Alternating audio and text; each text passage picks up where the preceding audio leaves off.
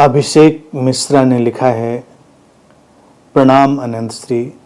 जैसे गहरी निद्रा हर रात एक जैसी होते हुए भी हर बार नई होती है, तो क्या परमात्म अनुभव भी हमेशा एक सा फिर भी नया बना रहता है? बिल्कुल अभिषेक, तुमने बहुत ही सूक्ष्म और गहरी बात लिखी है। प्रश्न में ही तुम्हारे सब उत्तर है। ऐसा ही होता है जीवन में, कुछ भी दोबारा नहीं होता। यहाँ सब कुछ नया होता है, एक सा फिर भी नया।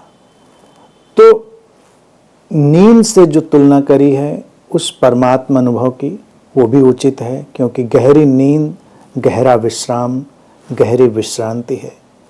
लगता तो यही है कि हर रात हम एक जैसे सोए, लेकिन उसकी गुणवत्ता हमेशा अलग अलग होती है और हमारे जीवन पर उनका प्रभाव भी हमेशा अलग अलग होता है। जीवन के सारे गहरे अनुभव, परमात्मा अनुभव हो, प्रेम का अनुभव हो, कोई भी अनुभव हो, वो अनुभव हमेशा इसी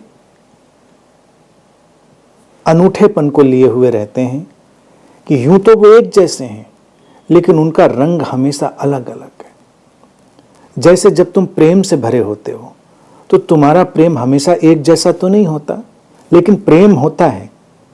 जो एक जैसे प्रेम की आकांक्षा करता है वो प्रेम को नष्ट करने वाला बन जाता है।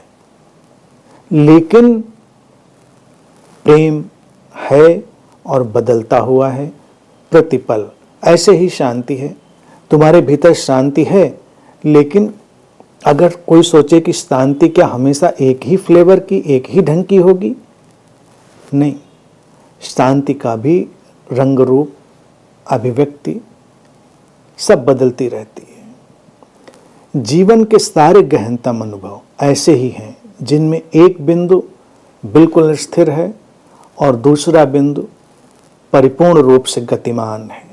और देखा जाए यही जीवन की सृजनात्मकता है, जब हम एक स्थिर बिंदु को भी जानते हैं और उस स्थिर बिंदु के चारों तरफ की गतिमयता को भी जानते हैं, उसका जो डायनेमिक नेचर है उसको भी जानते हैं।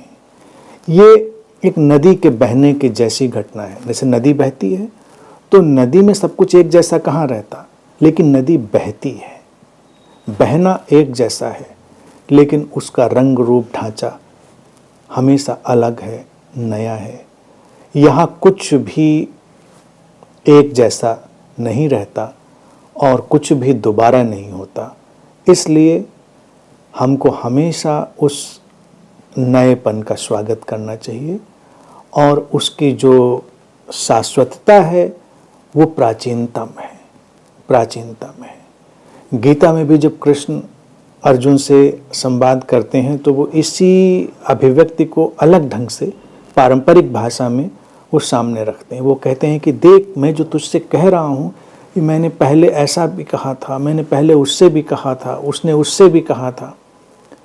ऐसा नहीं कि उन्होंने कहा था, वो तो एक चैतन्य का प्रवाह है जो अनेक अनेक रूपों में अनेक अनेक जगह अभिव्यक्त हुआ होगा। तो कृष्ण उस पारंपरिक भाषा का उपयोग करते हुए उससे कहते हैं कि ये अभिव्यक्ति जितनी नई है उतनी ही पुरातन है, चिर नवीन चिर पुरातन।